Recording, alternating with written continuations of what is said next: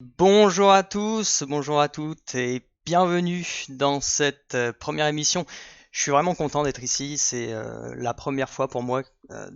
C'est un premier live et je suis vraiment heureux. C'est un projet qui me tenait à cœur de réaliser et je suis un peu tout excité à l'idée de pouvoir vous présenter ce nouveau projet.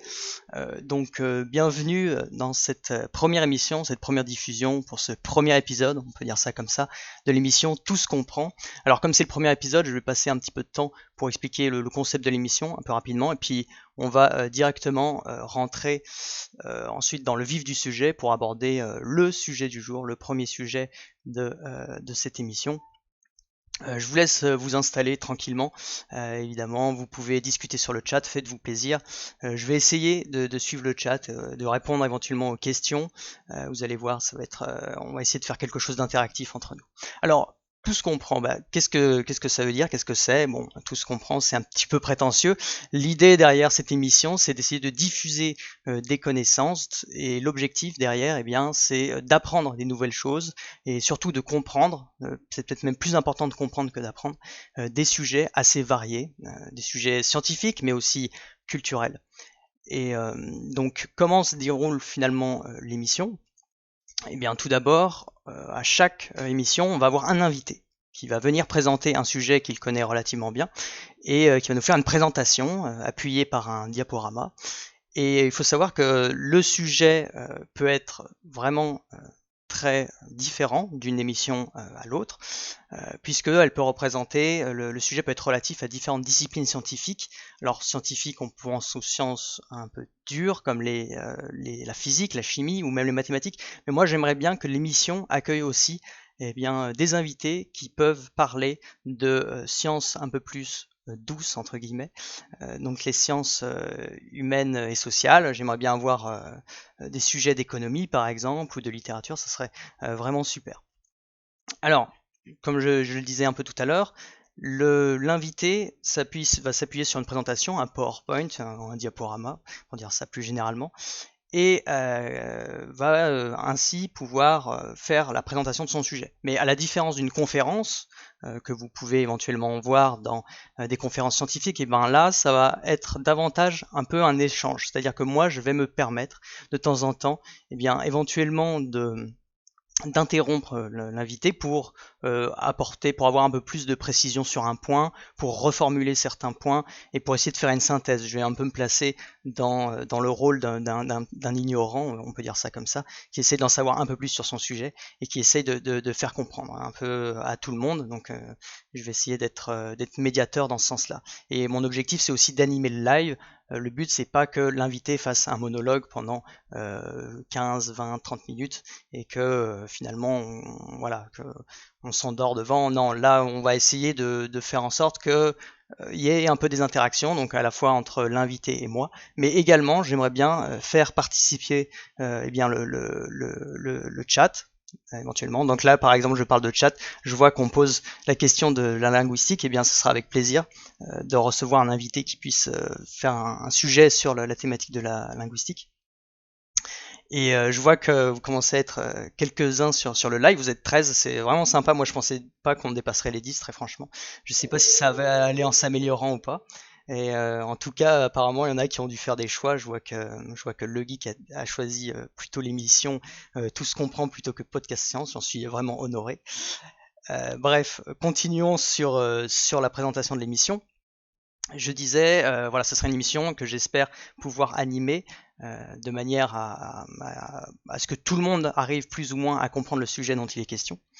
Et donc j'essaierai aussi de prendre en compte les questions du chat au fur et à mesure de l'émission et au fur et à mesure de la présentation, pardon. Et à la fin de la présentation, il y aura normalement aussi une session où on sera plus focalisé sur le chat et on pourra parler à la fois de la présentation, mais aussi avoir des questions un peu plus ouvertes sur le sujet. On verra comment ça se passe au feeling. Je veux vraiment qu'il y ait une ambiance assez conviviale, qu'on puisse échanger sans avoir de limite vraiment de temps. C'est pour ça qu'il n'y a qu'un seul invité par soirée, c'est pour qu'il soit vraiment à l'aise et que on puisse vraiment en profiter entre nous, discuter et que tout le monde sorte un peu du live en ayant appris un petit quelque chose ou compris au moins un petit peu de quoi il en est question. Bon, alors vous le savez, comme tout projet, que ce soit une chaîne YouTube ou un live ou n'importe quoi, je suis obligé de faire la promotion des réseaux sociaux parce que c'est aussi important, il faut communiquer, enfin, il faut communiquer. L'événement, il ne peut pas exister sans les gens, évidemment.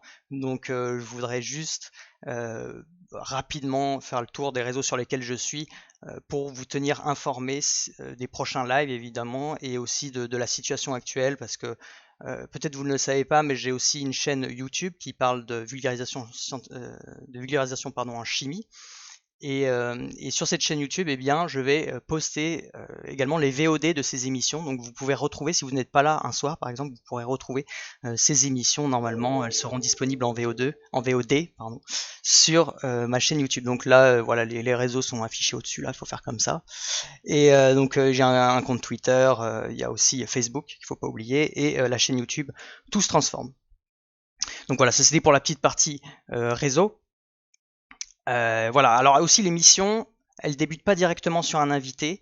Il y a une petite partie avant où je suis tout seul sur le live, où eh bien j'accueille le sujet.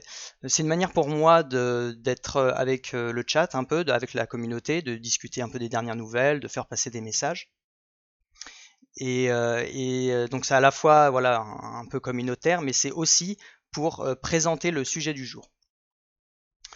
Et là, le sujet du jour, bah, je vais vous donner un exemple, c'est la nucléosynthèse stellaire. Pourquoi sommes-nous issus des étoiles? D'où vient cette idée-là? Et donc, ce qu'on va faire dans un premier temps, et on va le faire aujourd'hui, c'est on va essayer de démystifier ce titre déjà sans l'inviter. On va essayer de discuter entre nous, voir qu'est-ce que ce sujet veut dire. Bon, là, il est relativement simple. Je pense que on aura peut-être des émissions où le sujet sera volontairement compliqué. Enfin, vous verrez que tout ce qui est compliqué peut être expliqué assez simplement. Et là, donc, dans nucléosynthèse stellaire, pourquoi sommes-nous issus des étoiles? Il y a une question qui est assez facile à comprendre. Donc simplement pourquoi sommes-nous issus des étoiles? Donc ça voudrait dire qu'on est issu des étoiles. C'est assez. Peut-être que vous le savez, peut-être que vous le savez pas. En tout cas, vous allez le comprendre. Et la nucléosynthèse stellaire, bah, ça a l'air d'un terme assez barbare.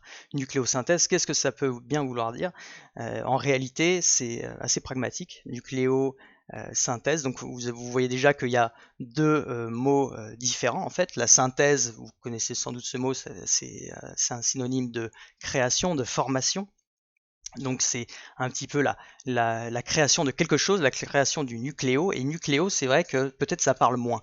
Nucléo, qu'est-ce que ça peut vouloir dire?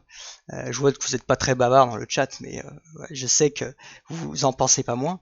Nucléo, donc ça, en fait, ça peut venir entre autres, c'est la même racine que nucléaire, qui est relative donc au noyau. Mais là, on parle d'un noyau. Mais on parle du noyau de quoi?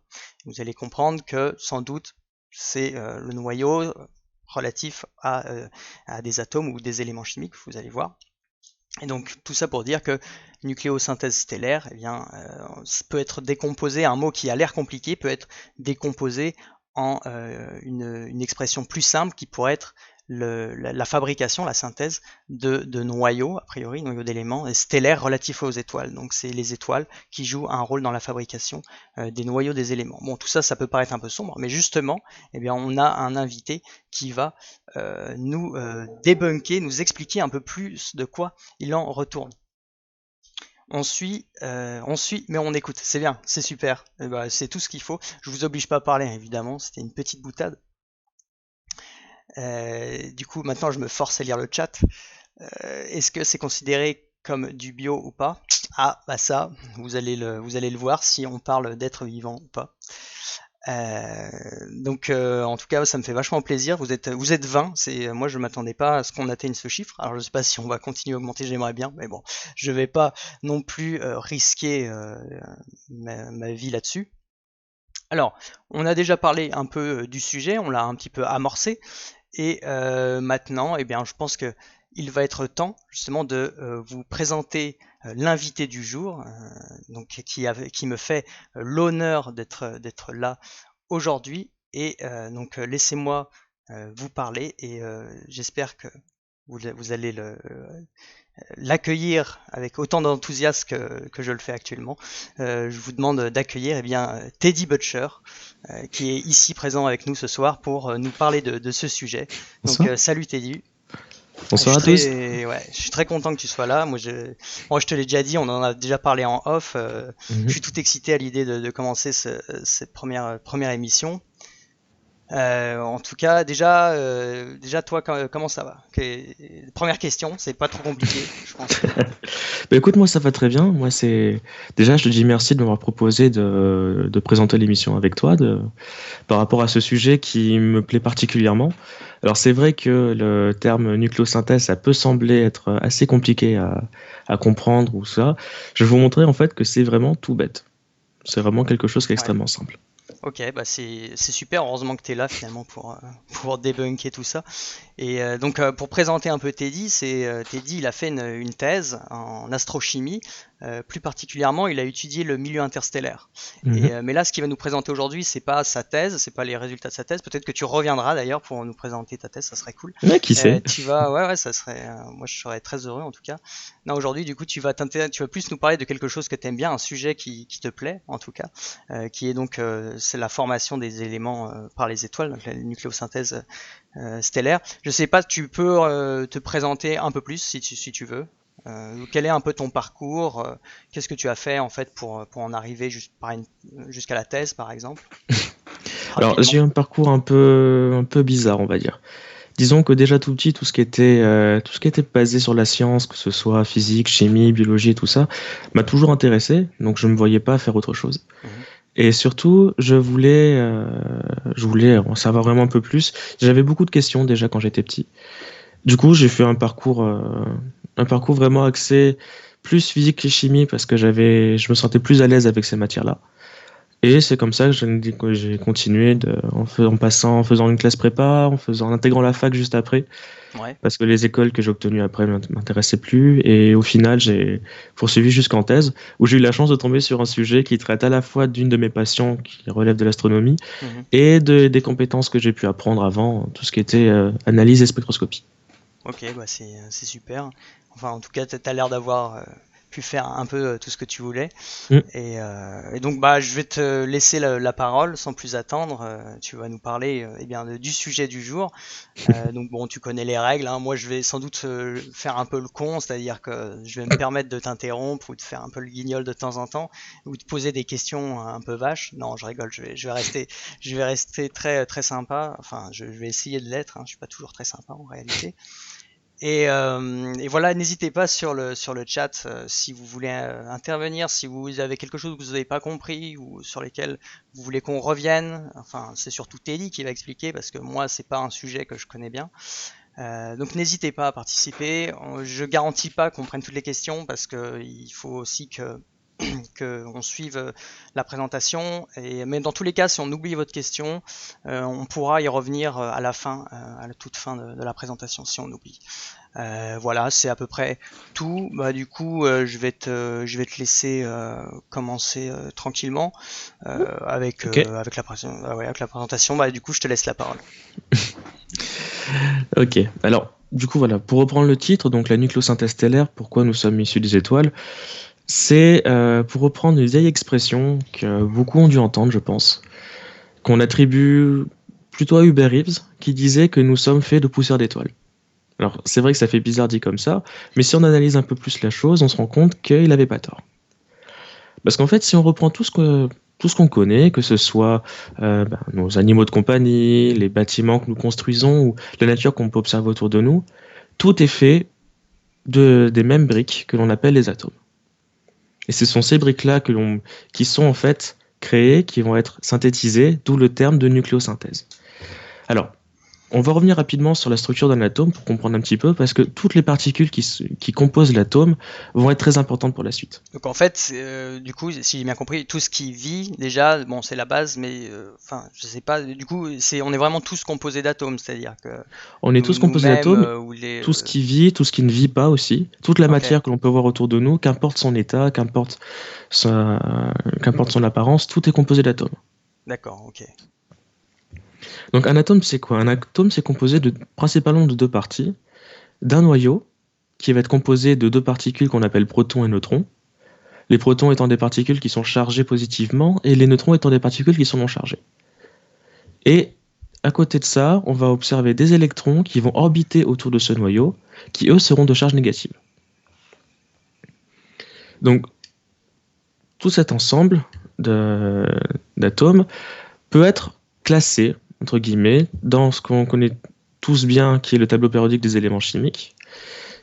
Et là, oui. Tu peux rappeler ce tableau du coup, qu'est-ce que c'est en gros pour ceux qui auraient oublié leur cours de chimie de lycée par exemple, un bref rappel sur ce que c'est. Alors le tableau périodique a été créé par Mendeleïev comme étant une méthode pour classer les éléments chimiques suivant les différentes caractéristiques, mais surtout suivant une grandeur qui est présente ici, le nombre Z, mais je vais revenir assez rapidement. Okay. Alors, tout ce que vous voyez ici, on peut très bien recenser les atomes avec trois grandeurs particulières. Donc leur symbole chimique, qu'on représente ici par X, Z, que l'on appelle le numéro atomique, qui correspond au nombre de protons qu'il y a dans l'atome, qui va déterminer quel genre d'élément chimique vous allez avoir. Par exemple, si vous avez un élément chimique qui a un nombre de protons de 6, vous allez avoir du carbone. Ok, parce que en fait, du coup, la classification, elle est faite le tableau, il est organisé faut le lire de ligne par ligne, c'est ça, du coup, en haut à gauche jusqu'à en bas à droite. Donc du coup, en comptant, ça fait l'hydrogène, c'est le premier, c'est ça. L'hydrogène, c'est le premier avec ça fait hélium, lithium, beryllium, et tu peux aller jusque comme ça. Et du coup, le carbone, c'est le 6e, en lisant de cette manière-là, c'est ça. C'est ça. Okay. On peut le voir très bien ici, par exemple. Le carbone, c'est le numéro 6. L'azote, c'est l'atome avec un numéro atomique de 7, etc. Mais à ça, il faut aussi prendre en compte ce qu'on appelle les isotopes, qui vont être définis notamment par le nombre de nucléons, c'est-à-dire le nombre de protons et de neutrons. C'est pour ça, par exemple, vous avez souvent entendu parler de carbone 13, carbone 14. Ça, justement, ce sont deux isotopes différents. Okay. Carbone 12, carbone 13, carbone 14, ce sont des isotopes différents d'un même atome. Du coup, les isotopes, c'est des versions différentes, on pourrait dire, de l'élément en question, quoi. Le carbone, il peut être sous différentes formes, et ces formes, on les appelle des isotopes. En gros, c'est ça l'idée qui est derrière, quoi. Ok. Alors, la première fois que j'avais commencé à parler de nucléosynthèse à des amis, la première réponse que j'ai eue m'avait marqué, parce que cette amie-là m'avait sorti « Nucléo quoi ?» avec un magnifique air un peu ahuri. Donc, pour expliquer un petit peu en quoi ça consiste, la nucléosynthèse, c'est la création des atomes. Celle-ci se fait au cœur des étoiles, c'est pour ça qu'on parle de nucléosynthèse stellaire, mais on peut distinguer deux types de nucléosynthèse. Nous avons d'abord la nucléosynthèse primordiale. C'est celle qui a permis la synthèse d'atomes légers, comme l'hydrogène ou l'hélium. Mais celle-ci s'est faite au niveau du Big Bang, vraiment peu de temps après que le Big Bang soit apparu. C'est des mécanismes qui sont relativement complexes parce qu'au cours du Big Bang, il y a eu l'apparition de toutes les forces, des forces primordiales que l'on connaît, donc la force de gravitation, les forces électrostatiques et tout ça. Donc voilà, ça reste un sujet un peu compliqué que je préférais pas aborder ce soir. On peut en discuter un petit peu si vous voulez, mais voilà, c'est pas quelque chose que je voudrais vraiment aborder ici. Moi, ce qui va vraiment nous intéresser, c'est la nucléosynthèse stellaire, c'est-à-dire à partir de l'hydrogène et de l'hélium qui a été formé, comment on est passé justement à synthétiser les autres atomes. Ok, et du coup, on dit primordial parce que c'est la synthèse qui avait lieu au tout début. Et quand tu dis élément léger, du coup, c'est quoi qui a été créé en fait Principalement de l'hydrogène et l'hélium. Donc l'hydrogène et l'hélium, dans ton tableau, c'est les tout premiers éléments, quoi. C'est ça. C'est que à la base, il y avait. Ok, je vois. Ok. Alors, tout ça, la nucléosynthèse stellaire, donc se fait au cœur des étoiles, mais on va reprendre dès le départ à savoir qu'est-ce qu'une étoile en fait. Une étoile, globalement, c'est une grosse boule de gaz chaud, tout simplement. C'est un peu réducteur dit comme ça, mais globalement c'est ça. De gaz. Il disait quoi, Pumba déjà, non, le roi Lion. Des gaz à des billions de kilomètres, non, c'est pas ça. Bonne question. Je crois qu'il dit un truc comme ça, il fait une analogie avec les bulles de gaz, comme quoi Pumba avait déjà un sens de la vulgarisation dans le roi Lion, quoi. Il est quand même assez fort, quoi. Vas-y, je te laisse. Je t'avais dit que j'allais dire des conneries de toute façon. Alors, Les étoiles, surtout au début de leur vie, sont composées majoritairement d'hydrogène et d'hélium. Donc, on parle d'un ratio de 2 tiers d'hydrogène pour 1 tiers d'hélium. Il y a aussi quelques éléments plus lourds qui ont été synthétisés au cours de la nucléosynthèse primordiale, mais ils restent très très minoritaires par rapport à ces deux-là. D'accord, donc en fait on se base sur ce qu'il y avait de disponible Mhm. après le Big Bang. Donc le Big Bang a déjà créé de l'hydrogène et de l'hélium. Et là, Oui, c'est les étoiles se servent de ce qu'il y a, quoi, en gros, c'est ça. Ils pour, sont pour, formés pour se former, quoi. Ok. Mais, bien sûr, les étoiles ne sont pas identiques. Elles se ressemblent pas toutes. Et pour les classer, encore une fois, parce qu'en chimie et en physique, on adore classer les choses, Mhm. on utilise ce qu'on appelle le diagramme de Hertzsprung-Russell, qui permet en fait de référencer les étoiles suivant leur luminosité, suivant leur température ou leur masse. Ça Alors, doit être dur à prononcer, ça, Hertzsprung-Russell. Enfin, c'est pas un oui, truc. les premières fois, on écorche son nom 3 ou 4 fois, donc on s'excuse par avance en son nom. Tu sais de quelle nationalité il est d'ailleurs Non, je me suis jamais posé la question, honnêtement. Mais bon, c'est- Tout ce qui m'a après, vraiment intéressé, il c'est y a ça. souvent ça dans les sciences. Il y a, enfin, ouais, il y a ces noms de chercheurs qui sont de nationalité souvent, bon, évidemment pas française, et donc du coup, dont les sonorités sont un peu difficiles à prononcer pour des Français. Et enfin, comme 67P de Churyumov-Gerasimenko par exemple, Mhm. Churyumov-Gerasimenko qui est pas simple. Et après, c'est vrai qu'à force de prononcer, en fait, on s'y fait et ça se fait bien, quoi. Et oui, même en littérature, hein, ça se fait, hein. Ouais. Des noms un petit peu compliqués et tout, mais bon. Bref, passons. Sur ce diagramme, du coup, on va pouvoir référencer les étoiles donc en fonction ici de leur température et en fonction de leur luminosité.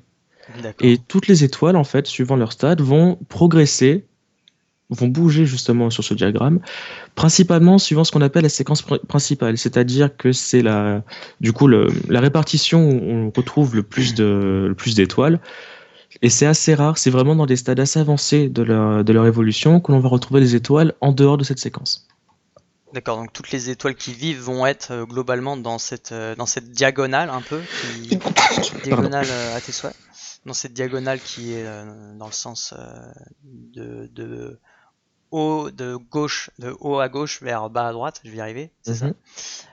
Et, et sinon le reste, les autres du coup c'est un peu des exceptions, enfin c'est les super géantes là qui sont montrées, c'est des disons que des étoiles moins communes que les autres, c'est ça? Plus évolué, surtout. Plus évoluées? Ok. Plus évolué. Parce que ce qu'on remarque bien, ce sont en général comme on peut le voir ici, par exemple des naines rouges ou des naines blanches, c'est-à-dire des Mhm. étoiles en fin de vie, mais également des géantes ou des super géantes, qui en fait correspondent à des étoiles en milieu de vie. Une fois qu'elles, D'accord. enfin, également, enfin, plus en milieu de vie entre guillemets, vous allez comprendre que ça correspond en fait vraiment à une fin de vie approchante de l'étoile. D'accord. Alors, je vois une question dans le chat là. Ouais. À la formation de l'étoile, est-ce que la composition est homogène ou différenciée? Alors, la composition est différenciée en fait. Lorsque Alors l'étoile, déjà faut expliquer la question qu'est-ce que ça veut dire homogène ou différencié déjà. alors en gros, c'est une composition homogène différenciée, c'est est-ce que sa composition, est-ce qu'on retrouve la chose un peu partout pareille, ou est-ce que on retrouve deux zones vraiment différenciées au sein de l'étoile? Alors pour les étoiles, Ouais, c'est différencié en gros ça veut dire en gros ça veut dire qu'il n'y a pas la même composition en surface que au centre. c'est ça. C'est ça le terme. Oui, excuse-moi, vas-y.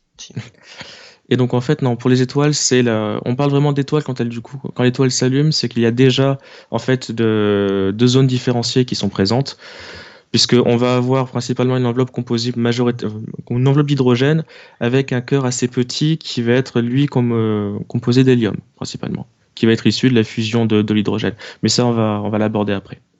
Ok, bah tu vois, ça je savais pas du tout. Et on a la réponse sur le chat de la nationalité de ce Ah, fameux Hertzsprung-Russell, qui serait danois et américain, apparemment, d'après Wikipédia. Merci Emrexos pour l'information cruciale qui va nous permettre de mieux dormir cette nuit, je pense. ah oui, je viens de voir aussi étoile à neutrons ou pas dans les slides. Ah, ça vous verrez. Ah, ça y est, il tease en plus, hein. Ouais. Trop de suspense là. C'est ça. Alors, il y a une chose qui est importante au niveau des étoiles à prendre en compte, c'est ce qu'on appelle l'équilibre hydrostatique. C'est ce qui va un petit peu expliquer pourquoi on va observer des phénomènes de fusion au cœur des étoiles. Mhm. J'explique. Les étoiles, c'est des grosses boules de gaz chaud, mais elles sont surtout soumises à deux forces. Elles sont d'une part soumises à la force de gravitation que l'on retrouve, parce que dans l'espace, même un peu partout, la gravitation dicte que les corps les plus massifs auront tendance vraiment à se rapprocher. Notamment, c'est ce qui explique les phénomènes d'accrétion qui vont passer par exemple des poussières dans l'espace à la formation de planètes, ou dans ce cas, à la formation d'étoiles. Donc la force de gravitation est toujours là, elle exerce une force assez importante de l'extérieur vers l'intérieur de l'étoile. Donc en fait, cette force de gravitation, c'est la même que on a sur Terre en fait quand un objet tombe au sol ou que nous on saute et qu'on retombe sur Terre. En fait, c'est ça. C'est ça. C'est l'idée que la masse attire la masse. Enfin, deux objets qui sont doués de masse s'attirent entre eux mutuellement. Mhm. Donc en fait, là, l'étoile est tellement massive que, enfin, au centre, le centre attire aussi les extrémités. C'est ça en gros, schématiquement. C'est ça. Ok. Mais le problème, c'est que lorsque la gravitation va s'effectuer au niveau de l'étoile, tous les atomes qui vont être présents, du coup principalement hydrogène et hélium à ce moment-là, Mhm. ça va provoquer une augmentation de la pression du coup, au niveau de ce gaz chaud, ce qui fait que ça va créer une force qui va aller dans le sens opposé de la gravitation. Donc en fait, dans les deux cas, on a ces deux forces qui s'opposent, la gravitation et la force de pression, qui vont créer en fait un équilibre qui va maintenir l'étoile dans cette forme de sphère. Ok. En gros, est-ce que c'est parce que du coup, les atomes, genre l'hydrogène et l'hélium, ils peuvent pas être trop serrés les uns sur les autres, et enfin, il faut que les atomes peuvent pas finalement être trop collés. Ils ont besoin aussi que s'ils sont trop proches, ils sont repoussés. C'est ça l'idée qu'il y a un peu derrière, non? Il y a, il y a- il Ou y a- il il y y a a une, différentes choses. Il y a différentes choses. Là, il y a cette idée-là aussi que du coup, les atomes peuvent pas être trop proches les uns des autres D'accord. à cause des forces électrostatiques qui existent au niveau des charges qui sont présentes sur les atomes, Ouais. mais aussi le fait que comme il s'agit d'un gaz et que la gravitation va justement créer une augmentation de la pression à ce gaz-là, Mhm. on va avoir du coup une augmentation de la température au niveau de l'étoile Ouais. qui va du coup provoquer cette force inverse. D'accord. Ok. Et du coup, c'est plus issu de la température ici. Cette Il y a les deux. répulsion. Enfin, Il y oui, a les oui, deux. Et on explique il y a les plutôt, deux enfin, aussi. Plutôt comme c'est ça. Ok. plutôt comme ça. Donc c'est Donc pour du ça coup, qu'on parle d'équilibre. c'est pour ça qu'on parle Ouais. d'équilibre hydrostatique. Et c'est pour ça, en fait, que on associe souvent la masse de l'étoile avec sa température à cause de ça. Parce que du coup, plus l'étoile va être grosse, va avoir une masse importante, plus la force de gravitation qui va être appliquée va être plus importante. Du coup, plus la température derrière va augmenter. Ok. Donc, voilà. Mais du coup, avec ces équilibres-là, ça va s'appliquer à toutes les étoiles, Mhm. sauf que, comme on l'avait vu dans le diagramme juste avant, les étoiles vont être réparties suivant la température, mais également suivant leur masse, parce que toutes les étoiles ne vont pas avoir les mêmes évolutions, et ça va dépendre de la masse de l'étoile concernée. La masse initiale, en gros. La masse initiale. Ouais. En gros, ouais. Si par, ex- Ouais, vas-y. si par Excuse-moi. exemple on parle d'une étoile qui a une masse qui est plus petite que la moitié de celle du Soleil, Ok. celle-ci par exemple, en fin de vie, va juste devenir une naine noire, un corps céleste qui émet qui est très peu lumineux, qui émet très peu de chaleur. Par contre, Ok. si l'étoile de base est plus lourde, elle va passer par un stade qu'on appelle un stade de géante rouge. Lorsqu'elle va évoluer, elle va devenir beaucoup plus grosse et beaucoup moins lumineuse que que précédemment, Ouais. avant à son tour d'évoluer vers ce qu'on appelle une naine blanche. Une fois qu'elle aura puisé tout son carburant, elle va s'effondrer sur elle-même et elle va libérer des matériaux sous forme de nébuleuse planétaire qui en fait servira de matériel de création pour les planètes qui vont suivre derrière. D'accord. Et donc ça, c'est le cas de notre Soleil finalement, parce que C'est le la cas de masse de notre notre Soleil, elle est bien comprise entre la moitié 0,5 de sa masse et et 8 fois sa masse, oui, puisque c'est c'est le ça. Soleil par définition. Voilà, le destin de notre Soleil, ça va être celui-là justement, de passer par le stade d'une géante rouge et de ensuite passer par le stade d'une naine blanche et d'une nébuleuse planétaire. Et du coup, là, notre Soleil, il en est à quel stade à peu près? Là, pour l'instant, il est encore entre guillemets au milieu de sa vie. Il lui D'accord. restera encore beaucoup de temps en fait avant de passer au stade de géante rouge. Donc il lui reste encore, s'il est à peu près au milieu, il lui reste encore 4,6 milliards d'années, quoi, un truc comme ça, avant de se transformer en géante rouge, c'est ça, quoi. Donc on a le temps. On a le temps encore. Bon, ça va. On a encore le temps. Mais l'évolution la plus intéressante, ça concerne tout de même les étoiles qui sont très massives, supérieures à 8 masses solaires. Donc là, Elles vont passer. 8 fois, ouais, faut être 8 fois plus lourd que le Soleil, quoi, c'est ça. Ouais, c'est des étoiles qui sont extrêmement massives, qui vont passer cette fois-ci par un stade de super géante rouge. Donc vraiment un corps céleste qui est extrêmement gros. Cette fois-ci, elles ne vont pas passer par un stade de naine blanche, mais par un stade extrêmement explosif qu'on appelle supernova, que beaucoup de gens ont dû entendre parler. C'est vrai que ça fait pas mal rêver, ça, dans les films. Oui, En fait, je suis en train de dire les films, mais je réfléchis à des films où il y a des supernovas, où il y a des éruptions, enfin des explosions comme ça, de fin d'étoile. Il y en a pas tant que ça, hein, à moins que je suis sûr que dans le film éponyme, il y a un film Supernova qui existe vraiment. Doctor Who, c'est vrai que ouais, on a un bon candidat là. Doctor Who, ils font un peu, il y a un peu tous les phénomènes astronomiques dans Doctor Who, je pense. Ouais, il y a un peu de taux, oui. Je saurais pas te dire quelle saison, quel épisode. Mais... ouais, excuse-moi, vas-y. Non, il n'y a pas de souci.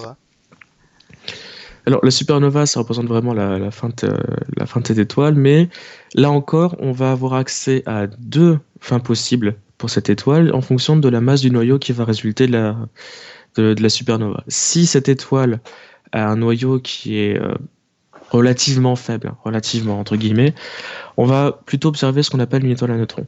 Mais si par contre ce noyau est extrêmement dense, enfin la masse est assez élevée, on va plutôt dans ce cas observer un trou noir. Ok. Ah oui, c'est deux destins assez différents, quoi. Deux destins assez différents, mais voilà, c'est les étoiles qui sont très massives ne sont vraiment pas courantes. D'accord. Elle représente en proportion combien, tu sais, environ à peu près, par rapport à toutes les étoiles? Quelques pourcents, mais vraiment pas plus. C'est peu. C'est vraiment très peu. La majorité des étoiles qu'on observe sont plutôt comprises entre 0,5 et 8 masses solaires. C'est vrai que c'est une jolie photo de trou noir, ça. Ce serait pas de Interstellar, ça, que tu as pris? Ouais, possible. Non, je te demanderai pas tes sources, t'inquiète.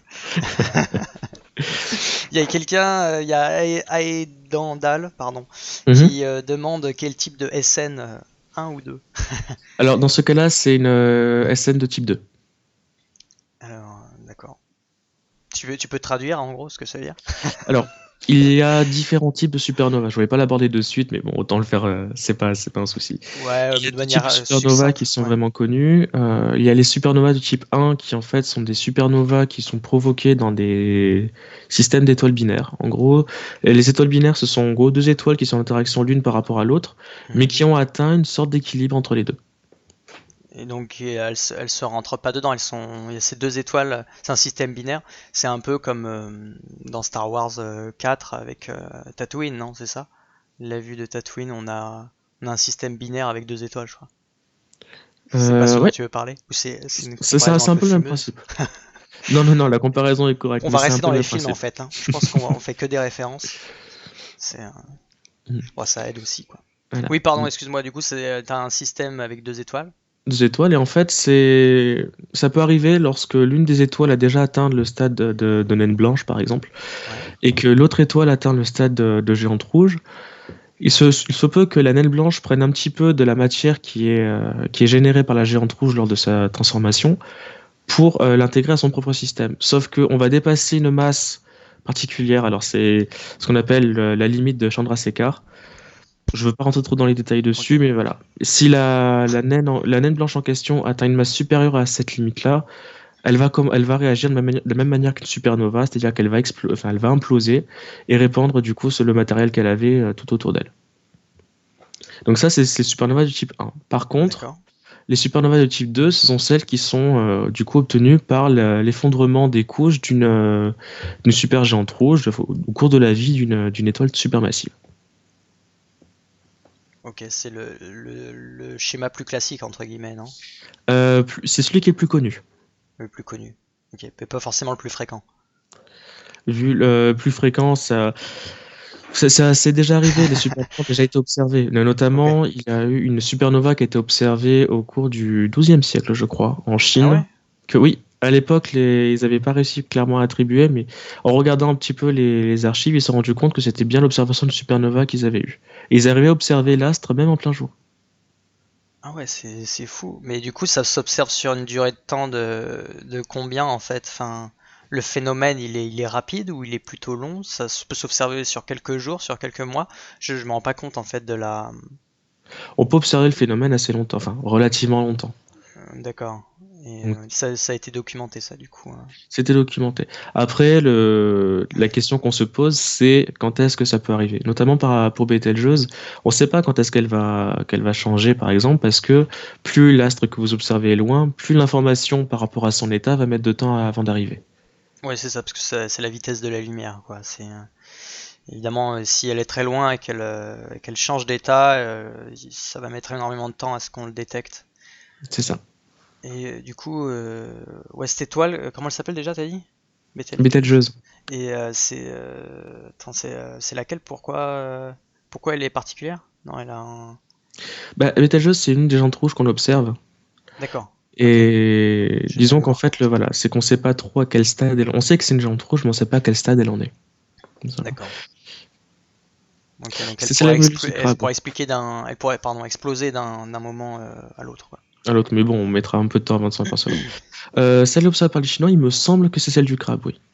Faut quand même que je Du confirme, parce crabe. que là j'ai un gros trou de mémoire, mais oui, il me Bah, c'est semble pas grave. que. Ok, ouais, ouais. Bah, de toute façon, le chat pourra confirmer. Ils ont Wikipédia dans tout le temps. Enfin, bon, en tout Ok. cas, ce qui est important à retenir ici, c'est que les étoiles, en fonction de la masse, vont évoluer différemment, mais ça va avoir un impact assez important sur les réactions possibles qui leur sont disponibles. Parce que chaque réaction nucléosynthèse stellaire va demander une certaine température pour se faire. Hmm. Et du coup, les gammes de température ne vont pas être accessibles à toutes les étoiles. Ok. Donc voilà, en fait, du coup, ce qu'on peut un peu retenir, c'est que les destins des étoiles sont assez différents et sont très conditionnés par leur masse initiale qu'ils ont, quoi. En C'est fait, ça. finalement. Donc on a des évolutions très variées et un peu un poil complexe si on rentre dans les détails, effectivement. Mais en tout cas, ce qu'il faut peut-être retenir, ouais, c'est que c'est la masse qui est très important à prendre en compte, la masse initiale de Mm, l'étoile lorsqu'elle est formée. c'est pour ça. Alors, Ok. donc, ce qu'on va reprendre petit à petit. Alors, régulièrement, je vais vous remontrer le tableau périodique des éléments, sachant que je vais montrer les éléments auxquels on aura accès uniquement à ce stade-là de l'étoile. Si on part, par exemple, au début de l'étoile, on a principalement accès à l'hydrogène et à l'hélium. On a quelques traces d'éléments un peu plus lourds, mais ça reste très très. Enfin, ça reste de l'ordre de 2% à peu près de ces éléments-là. Donc, c'est pas les éléments qui vont vraiment être importants pour les premières explications. Alors, ce qui va se passer au niveau des étoiles, c'est que, du coup, pour lutter contre la force de gravitation, elles vont commencer, du coup à chauffer, jusqu'à atteindre une température telle que ça va leur permettre de commencer la fusion de l'hydrogène. Et alors, il existe deux types de mécanismes pour la fusion de l'hydrogène. Donc déjà, C'est que, Hmm pourquoi pourquoi il y a cette répartition? Ça s'explique que l'hélium est en bas enfin, est au centre. Il y a une explication, non? Enfin, que ça se oui, distribue comme parce ça. que la température au cœur de l'étoile est beaucoup plus élevée que celle en surface. Du coup, en fait, la D'accord. formation de l'hélium va commencer au niveau du Ah cœur. oui, oui, c'est la formation de l'hélium là Hmm, qui débute. Ah oui, d'accord. Donc comme il fait plus chaud, il y a quelque part plus d'énergie, quoi. C'est hmm, ça, au centre. Et donc pour créer de l'hélium. D'accord. Ok. c'est pour ça.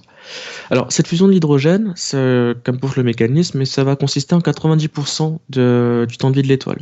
À savoir, par exemple, que pour le Soleil, ça va durer 10 milliards d'années. Hmm. Derrière, si on veut atteindre la fusion de l'hélium, ça va durer juste 100 millions d'années, pas plus. Ok. Donc, on est Alors, vraiment à en des fait, faut échelles. se représenter parce que c'est quoi la vie d'une étoile en gros? Parce Ça qu'on va, s'en, dé- pour- ça va dépendre de sa masse, mais ouais, mais ça fait quelques milliards en général une étoile. La nôtre, par exemple, ça fait une dizaine fait, de milliards d'années. ouais, voilà, c'est ça, parce que la nôtre est à 4,6 à peu près. Mm.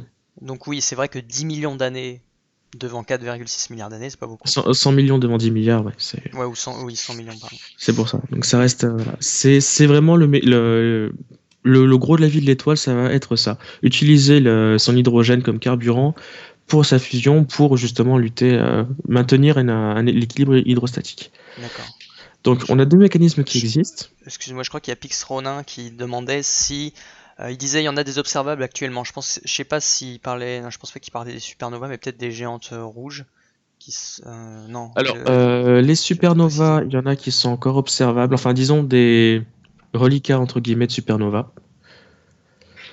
Mais donc elles sont encore là. Mais les géantes rouges aussi, en Bételgeuse, on a un exemple parfait. On observe encore un peu de tout. Les seuls astres qu'on n'arrive pas encore à observer, ce sont les naines noires, parce que pour les atteindre, on n'a pas. L'univers est encore trop jeune pour qu'on puisse en observer. D'accord.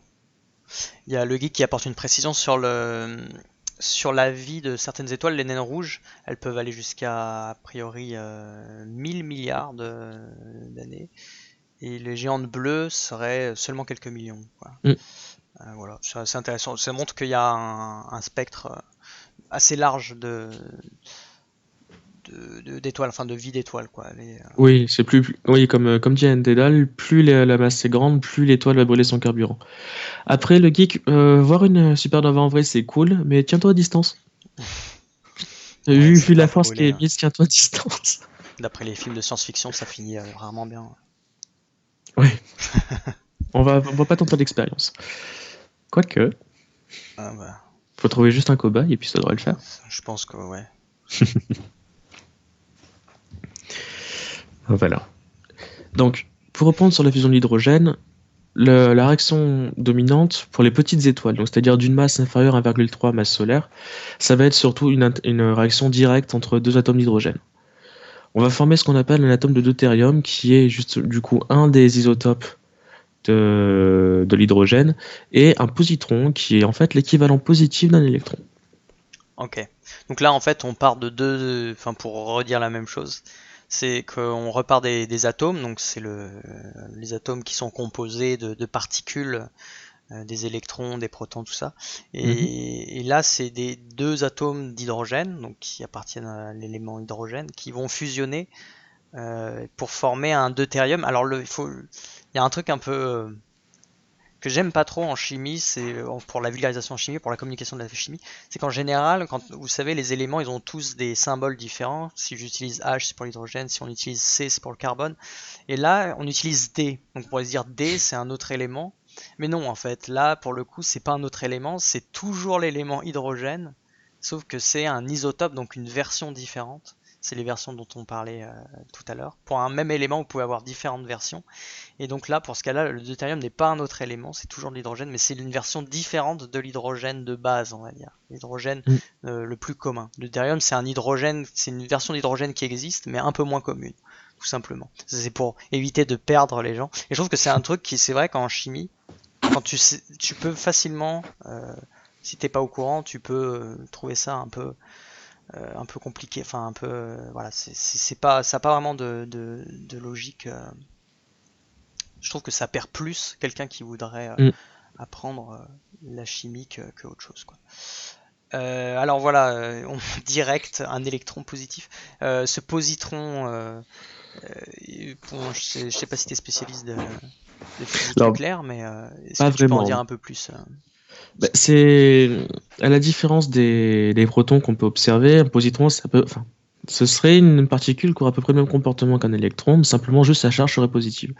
C'est une des particules que l'on observe assez régulièrement lors des réactions de ce style dans l'espace.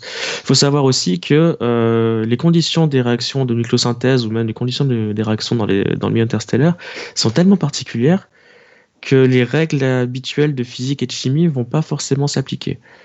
Par exemple, pendant ma thèse, il m'est arrivé de tomber sur des espèces qui n'avaient vraiment aucun sens. Parce qu'on parlait par exemple de H3+, c'est-à-dire 3 atomes d'hydrogène liés avec une charge positive dessus. Ouais. Ça faisait extrêmement bizarre parce que ça n'avait pas vraiment de sens. On présente ça à un chimiste organicien, par exemple, il s'arrache les cheveux. Mais c'est une espèce qui existe. Donc c'est vrai qu'il y a une précision apportée par le geek, c'est le positron, c'est l'antiparticule de l'électron. En fait, dans le système, j'ai oublié le nom du système qui répertorie toutes les particules élémentaires qui existent. vous avez à la fois la particule et son antiparticule qui existe. Et donc vous avez quelque part le positron est un peu l'opposé. Enfin, je pense que je le dis mal parce que moi-même je connais pas assez la physique quantique pour vraiment exprimer ce que c'est, mais voilà, c'est l'idée que c'est l'antiparticule de l'électron. Le standard. Ouais, dans le modèle standard, merci, ouais, c'est ça. Ouais. Alors, pour la question de Loïc, 3 atomes d'hydrogène ensemble. Alors, c'est du H3+, donc il y a une charge positive, mais c'est un système un peu étrange de système de 3 corps et 3 atomes et 2 électrons. En gros, vous allez avoir un hydrogène au centre, 2 hydrogènes sur les côtés qui vont être liés par des pseudo-liaisons. À savoir que les 2 électrons qui vont être présents vont se balader vraiment entre ces 2 liaisons-là. C'est un corps qui est extrêmement particulier, qui est pourtant la base de la chimie en phase gazeuse dans le milieu interstellaire. Si vous voulez regarder sur Internet, vous allez avoir plus d'informations dessus. Mais c'est quelque chose de très particulier. Mais c'est l'un des seuls moyens qu'on a trouvé apparemment d'expliquer beaucoup de chemins. Et je sais même pas s'il a été détecté encore. Je crois que oui. Enfin, bref.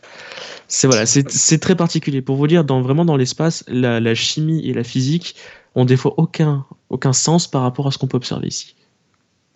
Ok, ouais, c'est vraiment un milieu à part, quoi. Mm.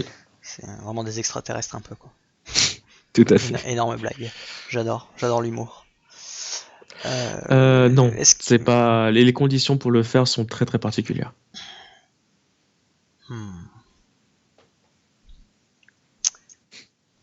Enfin, rien n'est impossible après. Rien n'est impossible. Oui, mais bon, oui, non, mais on va passer tant sur le sujet, mais ouais. En tout cas, c'est compliqué de le faire, je pense. Non, c'est compliqué. Ouais. Alors, à partir du deutérium, ce qui va se passer, c'est que ce deutérium peut réagir à son tour avec un atome d'hydrogène qui va être à côté pour former un isotope de l'hélium que l'on retrouve ici, l'hélium 3. Il va également émettre ce qu'on appelle un photon gamma, c'est-à-dire un rayonnement ce qu'on appelle plus communément le rayonnement stellaire. Okay. Donc ce photon en fait va émettre l'énergie, il va pouvoir interagir plus tard avec d'autres corps s'il y en a d'autres qui sont présents, mais dans ce cas, voilà, c'est vraiment le produit de l'interaction entre un deutérium et un hydrogène. Okay, donc, ouais, vas-y, continue. Pour boucler la boucle, en combinant deux atomes d'hélium 3, on va pouvoir reformer un atome d'hélium 4, donc le même isotope que celui qu'on retrouve majoritairement sur Terre, ainsi que deux hydrogènes qui, eux, du coup, vont pouvoir recommencer le cycle. Donc, ouais, finalement, ça reboucle, en fait. Ça fait une sorte de boucle, où finalement, est-ce qu'on peut dire que l'hydrogène n'est pas consommé, en fait, finalement, puisque deux hydrogènes sont reformés? Alors, l'hydrogène, quelque part, c'est ce qu'on pourrait penser au début, mais il y a d'autres réactions qui sont minoritaires, qui sont aussi présentes. Voilà, c'est ça. Et il y a aussi de la perte de l'énergie. Oui, il y a aussi une perte d'énergie qui est avec. Ouais, c'est ça. Et parce que voilà, l'énergie, là, elle est plus symbolisée par ce photon gamma qui est sur la slide, qui est une manière d'évacuer l'énergie, c'est d'émettre de la lumière. La matière aime bien faire ça, de manière générale. C'est que quand on est un trop plein d'énergie et qu'on veut s'en débarrasser, on émet un rayonnement. Et comme ça, on est tranquille, quoi. On peut se relaxer après. Donc non, ouais, c'est ça l'idée, c'est qu'on a l'impression que c'est cyclique et que le système se nourrit de lui-même, ce qui est un peu vrai, mais en fait non, parce que d'une boucle à l'autre, on perd un peu en énergie. Et comme tu dis, il y a d'autres réactions, il y a d'autres équations qui sont en jeu et qui interviennent, c'est ça. Et puis comme le montre le geek, oui, effectivement, pour faire un hélium et deux hydrogènes, il faut 6 hydrogènes en tout. Donc fatalement, on consomme. Ouais, en fait, oui, c'est juste moi qui sais pas additionner correctement, je pense. Comme quoi, des fois, il vaut mieux que je me taise.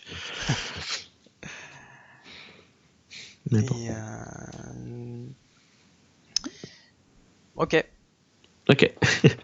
Donc voilà, ça c'est ce qui se passe pour les étoiles les plus petites. Par contre, lorsque l'étoile commence à atteindre une masse assez importante, au-delà de 1,3 masse solaire... du coup, c'était notre Soleil. Notre Soleil fait ce genre de truc, quoi. Notre Soleil, voilà, c'est le mécanisme qui se passe principalement au niveau de notre Soleil. Mais pour les étoiles plus massives, c'est un autre phénomène qui va être possible grâce aux traces d'éléments plus lourds, aux 2% d'éléments un peu plus lourds, notamment grâce au carbone. Donc, ce qui va se passer, c'est ce qu'on appelle le mécanisme CNO, où en gros, le carbone, ici, va servir de catalyseur à la réaction pour former justement à partir de l'hydrogène, pour former de l'hélium. Donc là, je vous explique un peu rapidement la réaction.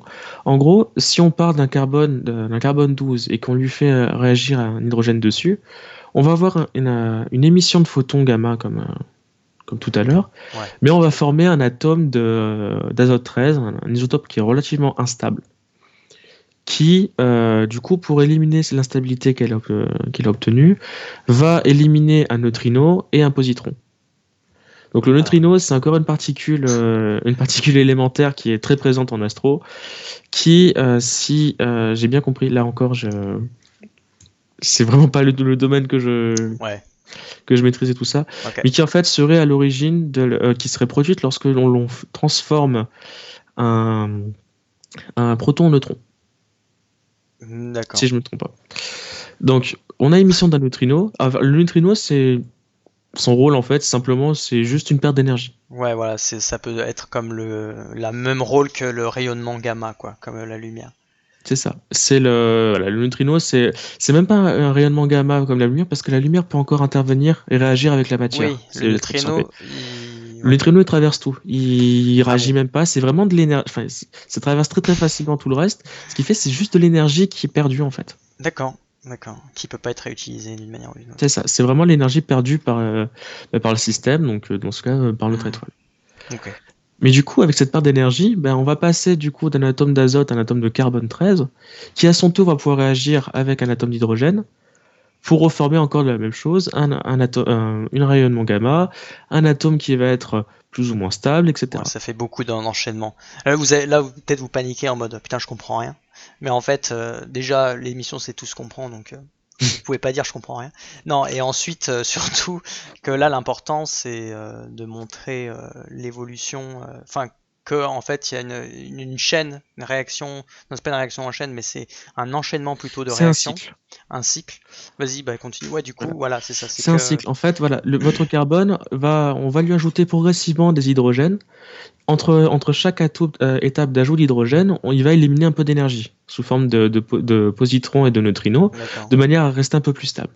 Et en fait, une fois qu'on va arriver à le stade où le dernier atome d'hydrogène va être ajouté, tous les atomes d'hydrogène vont rester enfin, tout ce qui va être ajouté en fait va pouvoir expulser un atome d'hélium et on va retrouver le carbone de départ.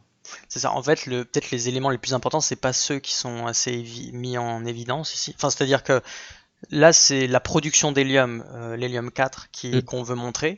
Donc, je sais pas si tu peux le montrer en particulier, qui est ici. En fait, c'est la production de cet hélium 4 qui est l'objectif de ce cycle. Donc, et ce cycle donc part en partant simplement du carbone, du coup. Enfin, plutôt de l'hydrogène et de l'azote. En fait, on peut prendre, comme c'est un cycle, on peut le prendre un peu n'importe quel sens. Mais l'idée, c'est que finalement, il y a une auto-régénération du carbone à chaque fois. Enfin, des différents, plutôt, pardon, pas que du carbone, mais de tous les maillons de la chaîne sont régénérés. Et du coup, il y a ce qu'on appelle la catalyse, justement. Et ça permet la production en quantité de manière autocatalytique, c'est-à-dire ça se reforme de manière automatique, production d'hélium à partir de l'hydrogène et de toutes ces autres intermédiaires, quoi, après, qui sont impliqués. Donc ce mécanisme-là, c'est celui qui apparaît vraiment dans les étoiles un peu plus massives. Okay. C'est ce qui lui permet. Alors les deux mécanismes apportent en soi autant d'énergie. Il y a assez peu de différence d'un point de vue énergétique entre ces deux-là. C'est juste les moyens pour le faire qui sont vraiment différents. Okay. Donc une fois que l'étoile a épuisé complètement épuisé une bonne partie de son hydrogène, pour lutter encore contre le phénomène contre la gravitation, cette fois la température va augmenter de plus en plus et on va pouvoir atteindre le stade de la fusion de l'hélium. Alors c'est à ce stade-là que les étoiles commencent à se transformer soit en géantes rouges, soit en super géantes rouges. Parce que justement, c'est le début c'est le signe du début de la fusion de l'hélium au niveau du Mhm. cœur. Alors cette fusion-là, du coup, ne concerne que les étoiles de masse M supérieure à la moitié de la masse du Soleil. Donc toutes les plus petites étoiles, elles, vont se transformer en naines noires petit à petit. Parce qu'elles n'auront pas, la température ne sera pas suffisamment importante au cœur pour initier la fusion de l'hélium. Donc tout ce qui va se passer, c'est qu'elles vont s'épuiser, en fait, elles vont petit à petit s'éteindre. Ah, Ok. oui, apparemment j'ai rétréci, oui, effectivement. Ouais. Je sais pas si tu vois sur le live. Petit bug de fenêtre. Qui devait arriver de toute façon. Enfin, qui devait arriver, Ouais. je ne sais pas, mais c'est J'ai un j'ai bug que per- j'ai déjà observé. j'ai perdu pas mal d'hydrogène, oui, Ouais, effectivement. voilà. En fait, il relargue les particules et les rayons gamma, et donc du coup, il est tranquille, quoi. Il se met bien. Ça, t'es bien, t'es dit là, comme ça? Ah, là, je suis bien Est-ce là. que t'es relax? Très T'as relax, ouais. décompressé un peu? Ou plutôt t'as compressé si t'es un peu Je me suis bien compressé à l'intérieur. Je vais essayer de changer ça discrètement, mais sans que personne ne voit, mais tout le monde va voir, c'est ça le problème. Bah écoute, c'est pas grave. Non, ouais, désolé pour cette petite accro technique. Euh, oui, vas-y, continue. Du coup, tu parlais de la fusion. Maintenant qu'on a fusionné l'hydrogène pour former de l'hélium, après l'hélium, on peut aussi le fusionner, quoi. C'est ça le truc, c'est qu'on C'est peut ça, on peut aussi aller fusionner encore l'hélium. aller plus loin, quoi. Mais la température nécessaire pour le faire fusionner est plus élevée. C'est pour ça que les étoiles de masse plus faible n'auront pas accès à cette étape-là. Ok. So, du coup, pour les étoiles de masse, du coup, notre Soleil peut quand même le faire parce que Voilà, c'est les supérieurs 0,5 évidemment. c'est pour ça. Donc notre Soleil, lui, va pouvoir passer à cette étape-là. Donc c'est vraiment l'étape de géante rouge. Ouais. Par contre, une étape plus petite, elle va du coup se contracter et s'effondrer. Ok. Elle va passer du coup au stade de naine noire. Du coup, pour l'hélium, en fait, ce qui va se passer, c'est que par la fusion, on va fusionner du coup deux atomes d'hélium directement pour créer un beryllium et émettre un photon gamma. Et ce Mhm. beryllium lui-même va encore réagir derrière pour synthétiser du carbone. Et si on continue ensuite la chaîne comme ça, on peut même jusqu'à aller synthétiser de l'oxygène et quelques isotopes du néon. Ouais. Donc, ça, c'est pour les étoiles. Mais cette évolution-là, du coup, elle sera la dernière étape d'évolution pour les étoiles de moins de 8 masses solaires. Ok. Ça va s'arrêter au carbone. Si t'es en dessous de 8, tu t'arrêtes au carbone, quoi. Tu C'est t'arrêtes ça. à carbone, hydrogène, néon. C'est vraiment le cœur va se mettre à ce niveau-là. Donc c'est ce qui attend notre Soleil en fait. Une fois qu'il aura épuisé son hélium, il aura pas assez, la température sera pas assez élevée D'accord. en son cœur pour initier la fusion d'autres espèces. Ouais, ça fait pas beaucoup d'éléments, ça. Ça fait hydrogène, hélium. Y a pas un autre. Y a pas le lithium. En fait, j'essaie Ah, de voir le tableau périodique là, mais Alors le lithium, ça on pourra en parler un petit peu, mais il y a le phénomène de spallation qui intervient là-dedans. de quoi? Le phénomène de spallation. En gros, c'est bon, Ouais, ça ouais, c'est. j'expliquerai un peu plus en détail Ouais, après, c'est pas mais faux. Ouais. c'est que le lithium est un cas assez particulier. Ok. Donc voilà. Donc ça, justement, c'est ce qui va arriver pour les étoiles un peu. Ce qui attend notre Soleil, en fait, c'est du Ouais. coup sa fusion d'hélium. Et toutes les étoiles qui sont massives, mais moins de 8 masses solaires, ça va être leur dernière étape. Mhm. Par contre, pour les étoiles qui, justement, ont des traces de carbone en elles et tout ça, pour les étoiles plus massives, ça va être aussi l'occasion de produire des neutrons, qui, eux, en fait, vont être très importants pour la suite. Notamment en reprenant une espèce qui était présente dans le cycle CNO, qui est le carbone 13, et en Ouais. le faisant fusionner avec un atome d'hélium, on va pouvoir observer la formation du coup d'un oxygène 16, mais également de neutrons.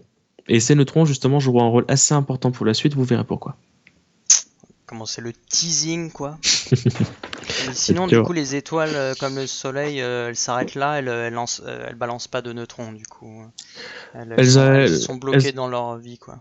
mais elles en balancent beaucoup moins en fait. C'est Ouais, juste que ok. parce que les étoiles qui ont mis un peu de carbone, le cycle CNO, tu auras quand même la formation de neutrons. Mais disons que c'est pas le mécanisme dominant à D'accord. ce stade. Ok. Donc voilà. Donc, du coup, on va observer la formation au niveau du cœur de ce noyau-là. Et donc, ça veut dire que par ces étoiles-là, qui sont très petites et, enfin, oui, très petites et des étoiles comprise entre 0,5 et 8 fois la masse du Soleil, on est capable de générer au moins jusqu'à l'oxygène, voire un petit peu plus. Mais voilà, on est assez limité en termes d'éléments. Ok. Donc la question qu'on peut se poser, c'est du coup le reste, d'où ça vient. Bah ouais, Bah, parce que là, on n'a pas beaucoup avancé, quoi. Oui, Au en moins, on fait, est ça bloqué vient tout à simplement oxygène, quoi. des étoiles qui sont beaucoup plus épais, beaucoup plus grosses. Donc pour les étoiles qui sont supérieures à la masse solaire, on atteint des températures qui sont vraiment énormes, de l'ordre de 500 millions à 2 milliards de degrés. Ok. Ce sont les températures paliers en fait pour pouvoir provoquer la fusion des espèces en question. Donc c'est ça, en fait, là, le message qu'il faut retenir au global, malgré avec toutes ces équations-là, ce qu'il faudrait retenir, c'est que plus l'étoile est massive, plus finalement elle a de l'énergie, enfin sa température est élevée, Mhm. on peut dire ça comme ça. Et donc si la température est élevée, elle a l'énergie nécessaire pour pouvoir fusionner toujours plus d'éléments finalement. C'est ça, C'est ça, en gros. c'est ça. Du coup, voilà. Donc là, par exemple, pour provoquer la fusion du carbone, il nous faut une température de 500 millions de Kelvin. 500 millions, d'accord. 500 millions. Et après, pour atteindre justement les éléments plus lourds, il faut une température toujours plus grande. D'accord. Ouais, 2 milliards. Donc c'est ce qui va se passer au cours de l'évolution des étoiles qui sont très massives. On va avoir des mécanismes de fusion successifs qui vont se passer au cœur de l'étoile. Alors à ce stade-là, justement, une fois que le stade de supergéante rouge, de géante rouge est passé, Ouais. tout ce qui va se passer au cœur ne va pas du tout être visible en surface. C'est vraiment tout est caché. On aura toujours notre enveloppe autour, mais tout ce qui va se passer au cœur, on ne le verra absolument pas. C'est pour ça, par exemple, que passé ce stade-là, on sera incapable de dire à quel point de l'évolution une géante rouge qu'on observe est, tout simplement. Ok. Et comment on le sait du coup, les mécanismes C'est des mécanismes qui ont été, qui en fait, on l'a jamais c'est principalement de la théorie. C'est des modèles quoi, C'est des modèles qu'on utilise à ce stade-là. On est capable d'estimer à peu près, par l'apparence, la température et la luminosité d'une étoile, mais passé ce stade-là, on ne peut pas en savoir plus. il y a une belle analogie, enfin une belle manière de comprendre que propose le geek pour Mm. pourquoi une étoile lourde est plus chaude, c'est qu'effectivement plus elle est lourde, plus elle est comprimée, plus elle a de la matière, plus elle se comprime, et plus on comprime finalement, plus la pression est grande, et donc plus c'est chaud aussi quoi. Quand Mm. on comprime, c'est chaud. C'est aussi comme ça que vous pouvez retenir le fait que les étoiles les plus massives sont celles qui ont sont les plus chaudes, et donc celles qui peuvent créer les éléments les plus lourds. Mm. C'est pour ça. Mais donc Ok. du coup, par toutes ces fusions qui vont s'enchaîner, on va observer la formation du coup d'oxygène, de sodium, de néon, de magnésium, etc. jusqu'au fer. Ouais. Donc en fait, voilà, pour faire la fusion qui mène au fer, c'est la fusion du silicium. Et il faut atteindre une température de 2 milliards de degrés pour l'atteindre. 2 milliards, ouais, d'accord. Et Voilà. ça, c'est trop difficile à atteindre en pratique. Oui, parce Ok. que je pense que si on arrive à l'atteindre sur Terre, déjà on n'existerait plus. Et surtout, on aurait résolu en fait le problème de De l'expérience d'ITER.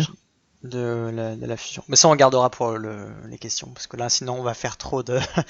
Autre chose, ouais. Mais voilà. Ouais. Mais du coup, voilà, ce qui fait qu'en fait, grâce aux étoiles supermassives, on peut expliquer la formation de toutes les espèces quasiment jusqu'au fer. D'accord. Mais là, on a encore pas fini le tableau, là. Non, on n'a pas fait le tableau, il nous reste encore beaucoup d'éléments. Et c'est justement Ok. il y a un petit problème après qui va se passer quand on essaie de s'intéresser à ce qui se passe au-delà du fer. Ouais. Parce que la fusion du fer, en fait, elle consomme beaucoup trop d'énergie et nécessite une température qui est beaucoup trop élevée pour qu'une étoile puisse le faire. Ouais, c'est ce que tu disais. Du coup, en fait, ce qui va se passer, c'est que sous l'influence de la gravitation, toutes les couches externes, en fait, vont commencer à s'effondrer petit à petit jusqu'à venir se impacter le noyau de fer et, entre guillemets, rebondir dessus. Et c'est ce qui provoque l'implosion de l'étoile et donc c'est le phénomène qu'on appelle supernova. Tu parles d'implosion, mais c'est plus explosion, là, pour le coup, non? Enfin, ou Comme dans alors la on parle. Comment ça Mais marche? c'est comme ton étoile en fait va s'effondrer sur elle-même avant de repartir. Ouais, donc T'as ça d'abord fait une d'abord un implosion. phénomène d'un. Ok. Voilà, d'abord elle implose, puis D'implosion. après, Et après après, elle éjecte tout son matériel. d'accord. Donc c'est ce qui se passe en fait pour ces étoiles les plus lourdes. Une fois arrivé justement cette phase de fin de vie, son début de fin de vie, c'est Ouais. de supernova. Voilà. C'est ce qu'on appelle ici dans la nucléosynthèse explosive, parce que tous les éléments qui la composent vont être dispersés dans l'univers interstellaire. Même le noyau, en fait, l'énergie qu'il va recevoir va être tellement importante qu'il va petit à petit se décomposer pour reformer des atomes plus légers. Mhm. Donc, c'est la supernova, du coup, par cette explosion, en fait, va créer une énorme onde de choc qui peut perturber les nuages de poussière voisins, ce qui peut provoquer, du coup, apporter l'énergie suffisante pour commencer à créer des nouvelles étoiles, ou, pour les cas des nébuleuses planétaires, commencer la formation de nouvelles planètes. Mais il y a aussi quelque chose d'important, c'est que cette explosion va dégager tellement d'énergie qu'on va pouvoir provoquer des nouvelles réactions qu'on appelle des réactions de capture de neutrons. Ça va être des réactions qui vont être extrêmement rapides, qui vont juste consister à prendre les atomes et à rajouter des neutrons au fur et à mesure pour créer en fait des espèces plus lourdes, Ouais, mais atteindre des isotopes qui sont extrêmement instables. d'accord. Donc au fur et à mesure, en fait, ce qui va être fait, c'est un petit peu comme si vous rajoutiez petit à petit, comme par exemple, imaginez que votre atome c'est une sorte de boule d'épingle. Vous, c'est un peu ça. Vous prenez des épingles que vous mettez dessus, en fait, petit à petit, sauf qu'au bout d'un moment, votre boule d'épingle va plus vous pouvoir vous en servir. Et du coup, Mhm. bah, ce que vous faites, c'est que les épingles vont petit à petit commencer à tomber d'elles-mêmes, ou trucs comme ça. Mais pour les atomes, c'est pareil. Ok, Vous allez petit à petit, une fois que vous avez atteint un certain stade auquel vous avez plus assez d'énergie pour que des neutrons viennent se rajouter sur votre atome, l'atome va commencer à en perdre petit à petit et ouais, va se rapprocher de ce qu'on appelle les éléments plus stables. ok. Du coup, les isotopes que l'on peut retrouver sur Terre, par exemple. Ouais, donc les premiers atomes qui sont formés, ils sont très réactifs entre guillemets, enfin très radioactifs plutôt, il faudrait dire. Enfin, ils sont Oui. très dans un état qui sont excités finalement, Mm. et ils vont progressivement perdre leur énergie Perdent leur énergie en se pour être. séparant de petit à petit de leurs éléments qui les composent pour atteindre vraiment une molécule, des atomes extrêmement stables. Et Ok, c'est en fait par ces réactions-là qu'on va être capable de retrouver le reste le reste du tableau des éléments. périodique. Alors, Donc du coup, pour résumer rapidement sur la supernova, il y a deux choses utiles enfin utiles, qui sont un peu peut-être à retenir pour les deux rôles essentiels de la supernova, c'est à la fois de distribuer les éléments que l'étoile avait déjà formés pendant sa vie, donc jusqu'au mhm, fer. Et le deuxième rôle qui est très important, c'est ce que tu as dit, c'est pouvoir synthétiser le reste des éléments du tableau périodique, du coup, par cette libération d'énergie très intense. mhm. Okay. Et aussi, voilà, pour la petite anecdote, il y a le geek dans le chat qui apparemment précise bien qu'on a été capable déjà au LHC de monter à 2 milliards de degrés. Vraiment, ça Mhm. s'est fait, mais au niveau du coup des particules élémentaires. Donc Oui, c'était contenu dans un volume qui est extrêmement petit, oui. extrêmement faible. Voilà pour la petite anecdote. Donc, a priori, c'est possible. Et voilà, excuse-moi, tu voulais conclure sur le tableau périodique. Et du coup, voilà, donc c'est par ces expériences-là, enfin par ces réactions, cette nucléosynthèse explosive, qu'on est capable du coup de reproduire, enfin, de remonter jusqu'à ces atomes relativement lourds. Mhm. Et donc au final, ben, tous ces atomes qui ont été formés par les étoiles, qu'importe leur masse, surtout par les étoiles les plus massives, ben, c'est tout ce qu'on retrouvera plus tard incorporé dans les matériaux, dans tout ce qui est comètes, météorites, planètes, tout ça, même sur Terre en fait. Tout ce qui a Mhm. été formé, tous les atomes qui sont présents sur Terre viennent de là. Donc au final, quand on entend que nous sommes faits de poussière d'étoiles, ben, en un sens, ils n'ont pas tort. Ouais, exactement. Bah merci, merci pour cette conclusion très réjouissante finalement, puisque notre nature est dans le cosmos, si on peut dire les choses ainsi, Mm. de manière vulgarisée. Donc on est tous faits un peu des mêmes briques qui proviennent des étoiles. Et bah écoute, merci pour cette présentation qui fut à mon avis fort enrichissante. En tout cas pour moi, certes il y avait déjà des choses que je connaissais, mais il y avait beaucoup de choses que je connaissais pas du tout en fait. Et donc vraiment je découvre en même temps que le chat. Et voilà, donc j'espère que ça vous a plu aussi. N'hésitez pas à le dire dans le chat, n'hésitez pas aussi maintenant à poser les questions, puisque c'est le temps des questions. Donc ça peut être des questions relatives à la présentation, on va essayer de rester sur le sujet des étoiles, mais ça peut être des questions un peu plus ouvertes aussi, hein. On n'est pas obligé de rester sur la nucléosynthèse stellaire spécifiquement. Donc voilà, je vois que le chat a aimé, les gens ont apprécié. J'ai des commentaires positifs. Tant mieux alors. Vivement la prochaine conf. Bah dis donc, on est bien servi. C'est toi qui as fait le show. Merci Teddy d'avoir assuré de ce côté-là. Et Merci de m'avoir invité surtout. Bah écoute, moi c'est un honneur. On a essuyé les plâtres ensemble. J'ai pu rectifier le cadre très discrètement. Donc tu n'es plus sous la forme compressée, mais tu es plutôt sur une forme étendue, type géante rouge en fin de vie, tu vois, je pense, à ce stade. Merci, voilà. je crois. Je crois. Oui, c'était un compliment. Ouais. Écoute, si t'aimes pas être une géante rouge, t'as qu'à choisir qui tu veux être. Et donc voilà, moi je trouvais ça très clair, il y avait des explications, on a fait des petites pauses aussi à des moments pour faire des briefings sur chacune des slides, les idées qu'il y avait. Je sais que tout le monde n'a pas le même niveau, donc peut-être pour certaines personnes c'était un peu trop dur. Si c'était compliqué, n'hésitez pas à aussi le dire, s'il y a des choses sur lesquelles vous n'avez pas compris, aussi on peut revenir sur des points. N'hésitez pas à dire là si vous êtes allé trop vite, là j'ai rien compris, ou alors au contraire ouais c'était un peu trop facile. Bon, si vous êtes déjà expert ou que vous êtes déjà un intéressé de la nucléosynthèse stellaire, peut-être que vous n'avez pas appris des masses de trucs, mais voilà, l'idée c'est que cette émission est plutôt dédiée à des gens qui connaissent moins.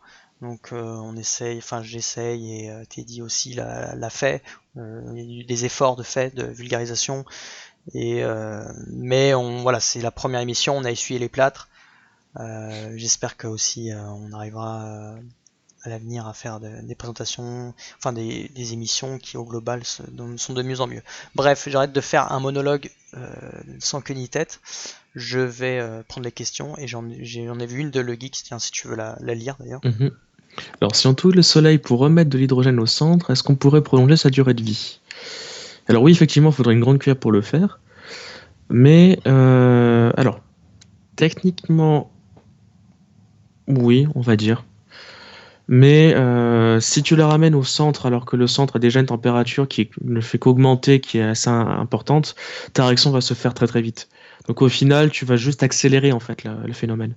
Si tu veux augmenter la durée de vie du soleil, il faudrait lui injecter de l'hydrogène. Ok. Ouais.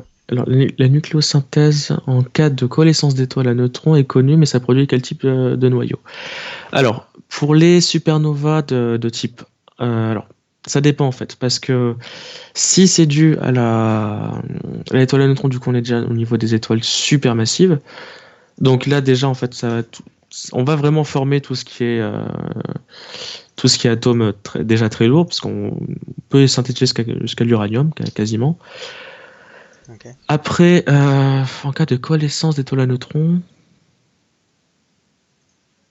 j'avoue que c'est une bonne question. J'avoue que je ne me suis pas vraiment penché sur le truc. Enfin, t'es pas obligé d'avoir la réponse. Pas dans ce cas particulier. T'avais un autre cas où t'avais une réponse peut-être? Ben, en fait, ça dépend. C'est que les réactions avec de captation de neutrons, ouais. Peuvent aussi arriver pour les cas des étoiles plus petites. Parce que là, le cas de la captation de neutrons dont j'ai parlé pour les étoiles massives, c'est ce qu'on appelle le R process. C'est une captation qui est assez rapide et qui génère vraiment des atomes qui sont très très lourds, mais aussi très instables, avant que progressivement ils se débarrassent de l'énergie. Mmh. Mais on a d'autres cas de réaction à neutrons qui, eux, par contre, génèrent des atomes qui sont plus légers, parce qu'on ne dépasse pas le cobalt avec ces réactions-là, mais qui se font du coup au niveau des naines rouges, ou des naines blanches, des étoiles qui sont enfin des restes d'étoiles qui sont déjà beaucoup plus petites. Mais là encore, ça fait appel au même mécanisme. Ok, ok, c'est intéressant. Une autre Alors, question. Ouais, alors vas-y, je te finalement, laisse la gérer. nucléosynthèse, et on considère que c'est un problème résolu.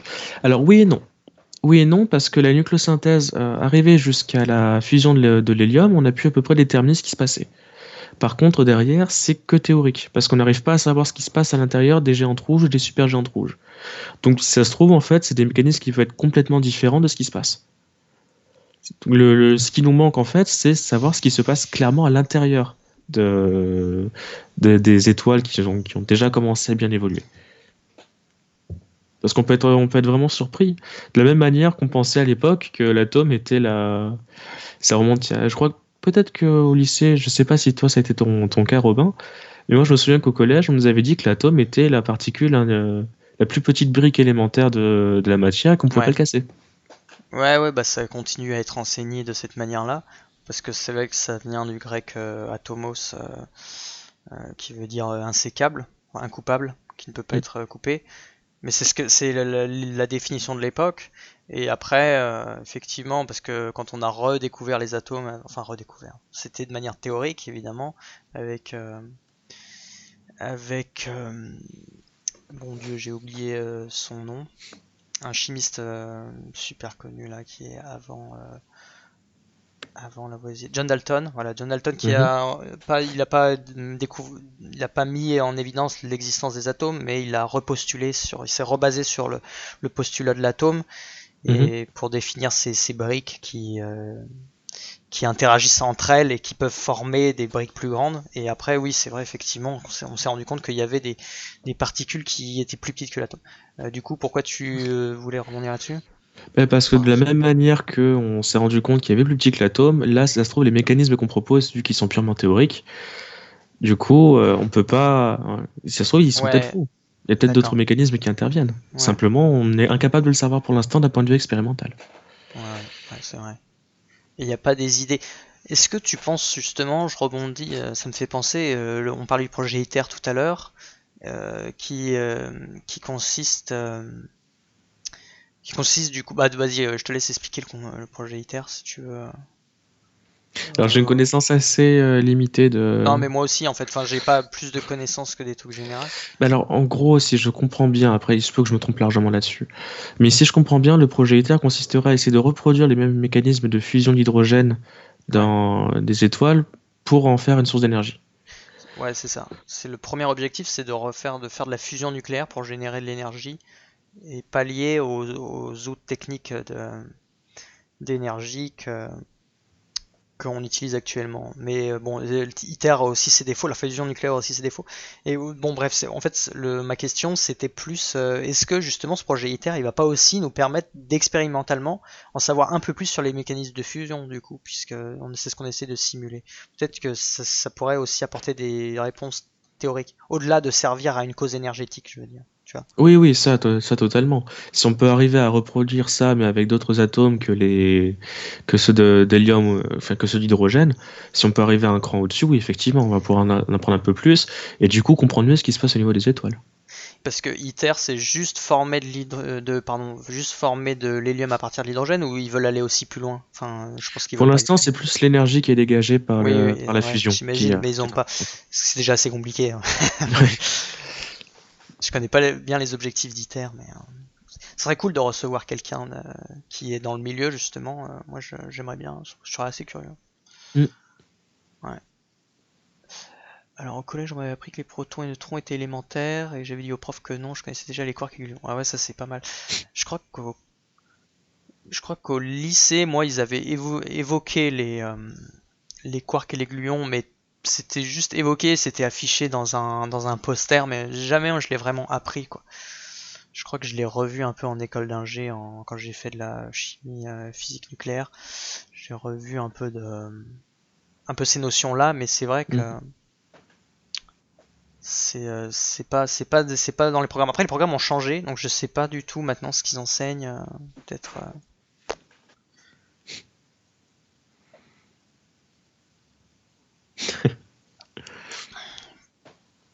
Objectif Lune.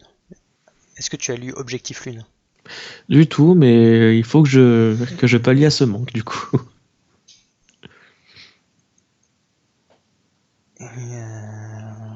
Moi, je me souviens plus l'avoir lu, sans doute, parce que j'en ai lu pas mal des Tintins, mais si j'ai dû le lire, je pense. Pour mon anniv ou Noël suivant, j'avais demandé un bouquin de physique.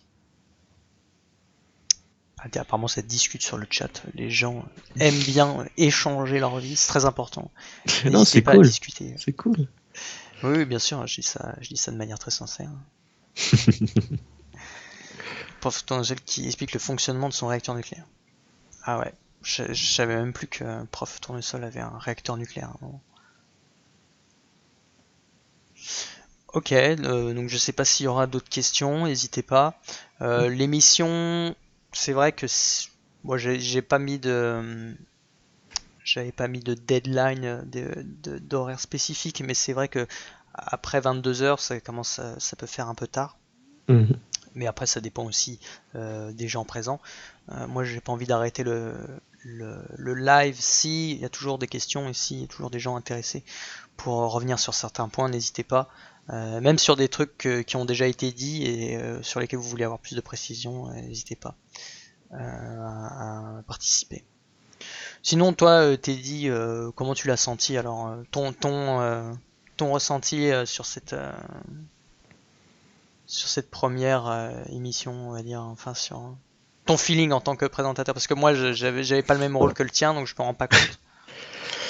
C'est vrai que ça force à faire un exercice supplémentaire quand on est perdu dans notre sujet de base et tout. C'est vrai que ça nous force vraiment à faire un effort pour vulgariser au maximum. Ouais, Donc en soi, c'est un très très bon exercice. ouais. Après, j'espère que les gens ont compris au moins tout ce qu'il y avait. Donc, Ouais, l'important aussi c'est pas de tout comprendre malgré le titre de l'émission. C'est un peu ambitieux et prétentieux de mettre tout ce qu'on comprend, mais c'est justement un challenge que j'essaye de pousser au maximum finalement. Mais l'idée c'est voilà, au moins d'avoir saisi quelques idées clés durant la présentation, c'est déjà bien. Tous les mécanismes ne sont pas spécialement à assimiler, évidemment, on n'est pas là, on va pas faire des interros. Ce qu'on prime avant tout, c'est bien le plaisir d'apprendre de manière un peu plus détendue que celle d'un cours classique, on va dire. Et voilà. En tout cas, moi, ça m'a fait vachement plaisir de pouvoir tester ça avec toi. Et vous, il faut dire aussi que tu n'étais pas spécialiste à la base de la nucléosynthèse stellaire, c'est-à-dire que tu t'es un peu improvisé un petit sujet comme ça. Allez hop, je vais me faire ça, je suis chaud, ça m'intéresse. Et c'est ça qui est cool, c'est que tu t'es pas dit je vais me reposer sur ma thèse ou sur des trucs que je connais. T'as eu le courage de présenter un truc sur lequel t'étais pas spécialiste à la base. Et là tu connais, du coup tu t'es enrichi et c'est pas mal parce que tu as réussi à faire passer pas mal de messages, je pense. oui, après, c'était un sujet qui avait été abordé à de nombreuses reprises pendant ma thèse, parce que ça reste une brique assez importante pour ce que j'avais fait. Donc voilà, mais c'est quelque chose qui m'avait vraiment plu, c'était vraiment comprendre comment on arrivait justement à une telle diversité d'atomes autour de nous. Ouais. Et surtout, ça explique pourquoi certains éléments sont plus présents que d'autres, pourquoi on observe plus ce genre de réaction chimique du coup, et pas d'autres, parce que les réactifs sont pas les mêmes, parce que les réactifs sont plus présents pour une Ouais. réaction que pour une autre. Donc voilà, ça apporte un regard un peu différent sur la chimie qu'on peut observer. Ouais, puis c'est quelque chose d'assez essentiel finalement la nucléosynthèse stellaire et qu'on ne enfin c'est dingue de se dire que tout ce qui nous compose provient de processus qui a eu lieu dans l'espace et pourtant c'est quand même une information assez enrichissante et qu'on apprend ouais pas forcément donc je trouve que c'est un bon sujet c'est pour une première émission. J'ai vu qu'il y avait d'autres questions Mhm. dans le chat, ça a continué. Alors à propos de la matière noire, alors spécialiste Teddy Butcher, spécialiste de la matière noire, que Absolument dis-tu pas. sur la composition, la distribution de la matière noire dans l'univers? Non, en fait, vas-y, je te laisse. Enfin, je pourrais éventuellement dire Alors, des trucs. je vous avoue que en ce qui concerne la matière noire, je suis très très très loin d'être au point. C'est un sujet que j'ai vu de nombreuses fois, mais j'ai vraiment pas approfondi. Après, la matière noire, c'est quand même, on a besoin de la matière noire pour expliquer certaines dynamiques d'objets, en particulier, je crois que c'est les galaxies, j'ai peur de confondre avec l'énergie noire, là. L'énergie sombre. La matière noire, si je me souviens bien, il faut qu'on rajoute dans les modèles théoriques pour que la mécanique céleste fonctionne bien. Et elle est censée être partout en fait. Mais le problème pour ceux qui sont encore sur le chat et qui s'intéressent, c'est pourquoi on l'appelle noir, c'est parce que c'est une matière qu'on ne peut pas, a priori, on n'arrive pas du moins à détecter. Noir au sens un peu intouchable, enfin transparent en fait, ce serait plus ça. C'est le mot dark en anglais qui a ce sens noir de sombre dans le sens inconnu, mystérieux. Donc cette matière noire qui est une matière qui en fait provient de la théorie, en fait qui a été, on va dire, postulée pour que les modèles théoriques qui expliquent certaines mécaniques de certains corps célestes, pour qu'on puisse expliquer justement certains phénomènes observés dans l'espace. Mais on ne connaît pas la nature de cette matière en fait. C'est pour ça qu'elle est noire et elle est pas composée de matière. De la matière qui nous entoure, donc c'est pas des protons, des électrons, des neutrons, c'est pas ce genre de matière, c'est ce qu'on appelle la matière baryonique, c'est cette matière-là qui nous compose, etc. La matière noire, c'est autre chose, et on sait pas ce que c'est. Mais c'est autre chose qui nous sert bien, en fait. Et donc il y a une question qui demande si la matière noire influe sur les processus des étoiles par gravitation. Et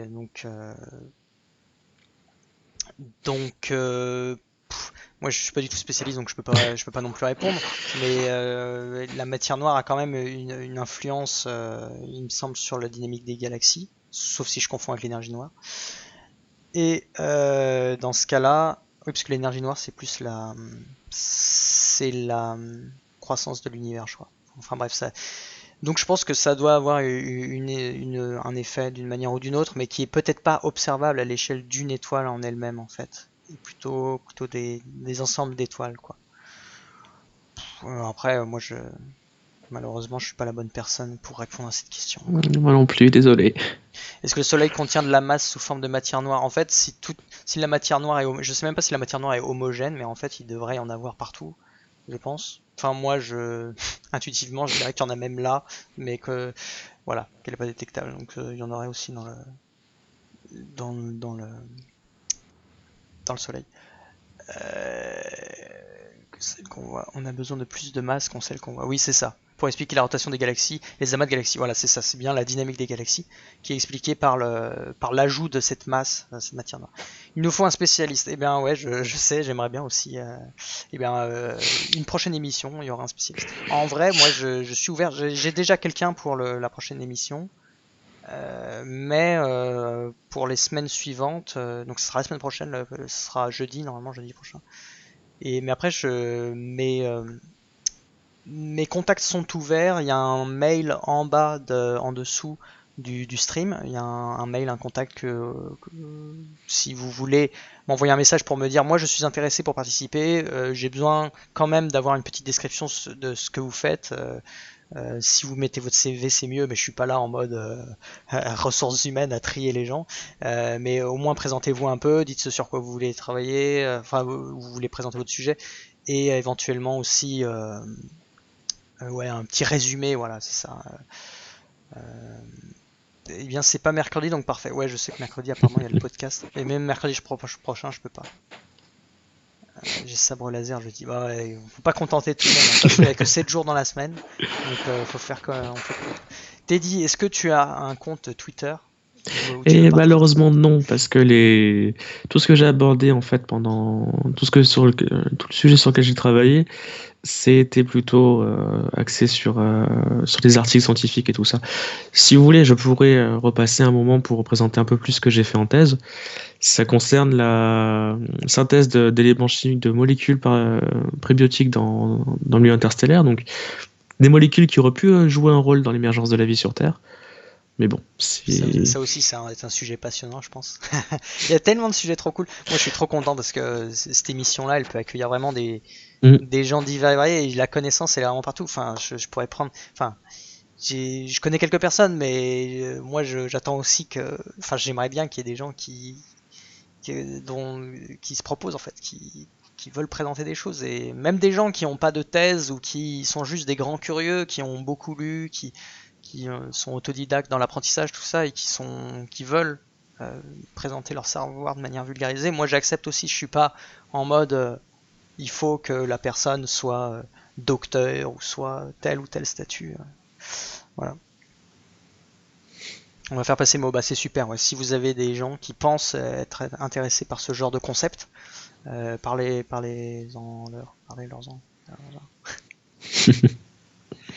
Comme sur le patrimoine historique, oui, voilà, par exemple. Ouais.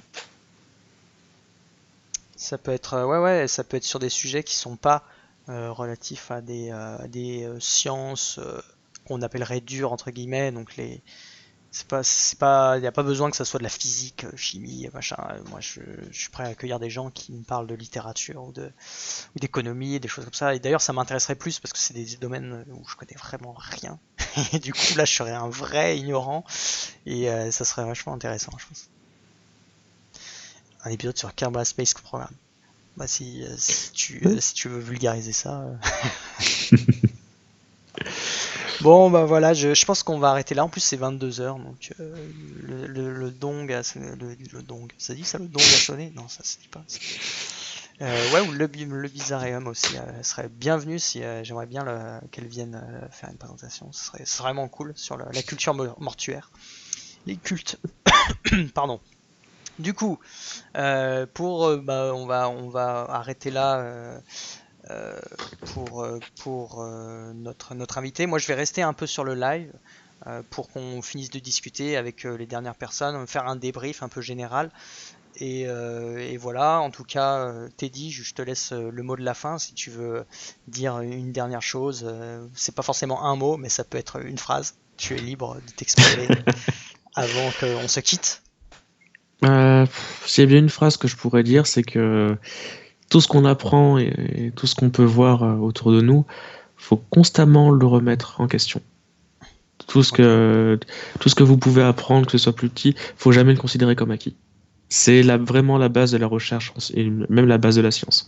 Toujours tout remettre en question. Ok, ben merci beaucoup pour sur cette petite morale sceptique, on va dire, un petit peu. Je vais te laisser là, du coup, et je vais rester sur le live pour être un peu avec le chat et faire un mini débrief. Et voilà. Et puis on se dit à bientôt sans doute parce que j'aimerais bien te revoir dans l'émission. Y a pas de souci. Bah écoute, à la prochaine, Teddy. Salut. Et À la puis prochaine. merci encore d'avoir été là et d'avoir essuyé les plâtres avec moi. Y a pas de souci. Salut. Bonne soirée tout le monde.